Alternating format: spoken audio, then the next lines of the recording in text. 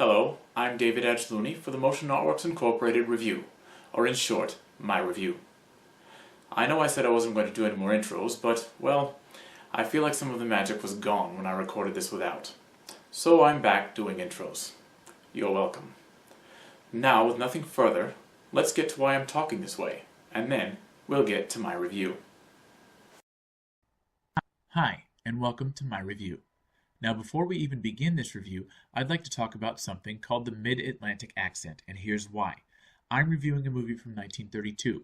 There's a disconnect these days between the average movie audience and a movie from this time period, and I feel that the Midatlantic accent is largely to blame. So if I can explain it a little bit, then hopefully this film can be appreciated by those of you who otherwise wouldn't be into it. The Mid-Atlantic accent, or Transatlantic accent, is most easily described as a cross between the standard British and the standard American accents.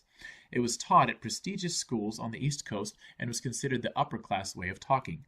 It was also taught in acting and theater schools. Therefore, in the early 30s, at the dawn of the talkies, or movies with sound, the majority of actors had been trained in the Mid-Atlantic accent. Hollywood, in turn, appreciated the accent because it could not be traced to a specific region.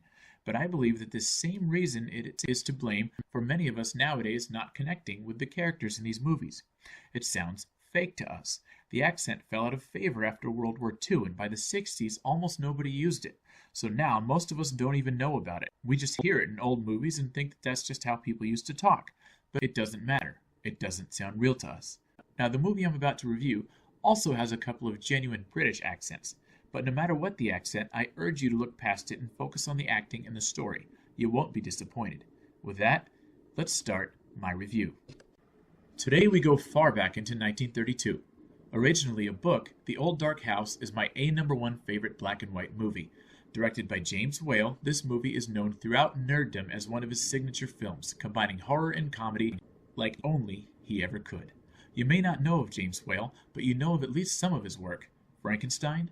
Bride of Frankenstein? That's the guy. In The Old Dark House, we begin with Mr. and Mrs. Waverton and Mr. Pendrell driving through the remote English countryside at night in a frightful storm. Lost and drenched, they stop at an ancient and hulking stone manor in hopes of waiting out the storm of the century. Catching the bizarre Horace Femme and his hyper-religious sister Rebecca just minutes before their dinner, the tone is set. We almost immediately learn of Morgan, their mute and mentally limited servant with a penchant for drinking too much in storms. How very convenient. Before dinner can end, they are joined by two more weary travelers, the wealthy Sir William Porterhouse and his female friend Gladys. Strange things are afoot in the enormous Femme house as the guests wait out the long night.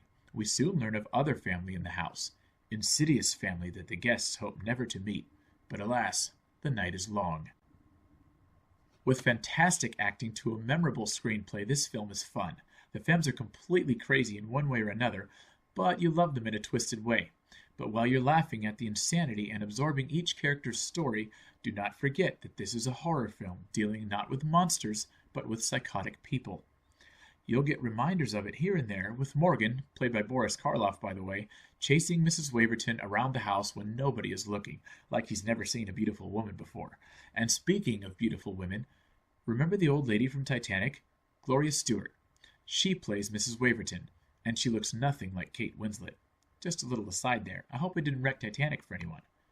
The steady flow of character development mixed with alcohol-laden psychosis culminates into a savage finale where we meet the final Femme brother. Now I just had to look up this actor because, wow! Not a very long scene, but he did the job. Let's just say that before Anthony Hopkins played Hannibal Lecter, Brember Wills played Saul Femme. Know what I mean now? I hope so. For a quick but potent lesson in the manipulation of a psycho, please refer to the last 10 minutes of The Old Dark House. This movie also has subtle but great set work, and the storm depicted was to me a little over the top, but I like to call it theatrical. Things really had to be exaggerated in black and white movies, especially when dealing with rain. Even in color, rain needs to be backlit. Not to mention, it creates an unmistakable mood in this movie, so I have zero issues with how they did it. In fact, I don't have any issues with this movie at all. But if I did, I wouldn't review it, would I? No, I like to focus on the good ones. As a filmmaker myself, I don't want to criticize another's work. I feel like that brings about bad karma. But beyond that, it's just rude. So let the critics be rude. Meanwhile, you come to me for something good to watch. I won't let you down. I hope you enjoyed that. I'd like to mention that I accidentally deleted a comment not too long ago on this YouTube channel, and, well, I figured in all fairness I'd delete every comment. So feel free to comment, and I promise I won't delete your comment anymore.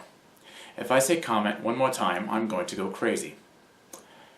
And I'm also done with this damn accent. I hope I did okay, and I hope I gave you a little preview of, what you'll be hearing in future films from that era that I review.